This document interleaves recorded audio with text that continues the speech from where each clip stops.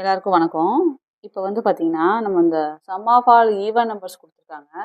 Question பாருங்க.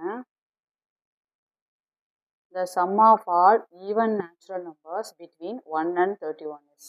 Already நம்மளுக்கு தெரியும் சம் ஆஃப் நேச்சுரல் நம்பர்ஸ்க்கு வந்து ஃபார்முலா n இன்ட்டு n + 1/2. அப்போ 1லேருந்து ஸ்டார்ட் ஆகணும். இந்த மாதிரி இருந்தால் தான் ஃபார்முலா வந்து n இன்ட்டு n + 1/2 அப்ளை பண்ண முடியும்.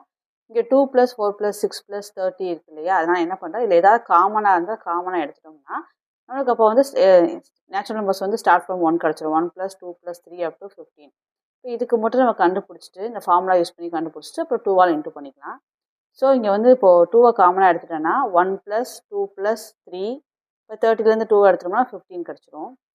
ஸோ இப்போ நம்மளுக்கு இந்த நேச்சுரல் நம்பர் ஃபார்மேட் வந்துருச்சு. ஸோ இந்த நம் ஆஃப் நேச்சுரல் நம்பர்ஸ்க்கு ஃபார்முலா இருக்கு இல்லையா, n இன்ட்டு n + 1/2 அதை யூஸ் பண்ணிக்கலாம். n வந்து 15. ஸோ 15 இன்ட்டு 15 + 1/2 இதுக்கு கால்குலேஷன் போட்டுக்கணும். இதே மாதிரி தான் இதை எந்த காமன் நம்பர்ஸ் வச்சு காமன் மல்டிபிள்ஸ் கொடுத்தாலும் அதை வந்து காமனாக உள்ளதை வெளியே எடுத்துட்டு எல்லா சமும் இதே மாடலில் போட்டுக்கலாம். எக்ஸாம்பிளுக்காக இப்படி கொடுத்துருக்கேன். சப்போஸ் இப்போ 3 + 6 + 9 up to 306 அப்படி வரும்போது என்ன பண்ணலாம், இது எல்லாமே வந்து 3ஆல் டிவைட் ஆகும். ஸோ மல்டிபிள்ஸ் ஆஃப் 3 கொடுத்துருக்காங்க. அதனால் 3யை காமனாக எடுத்துட்டோம். 1 + 2 + 3 இதை வந்து 3ஆல் டிவைட் பண்ணால் 102.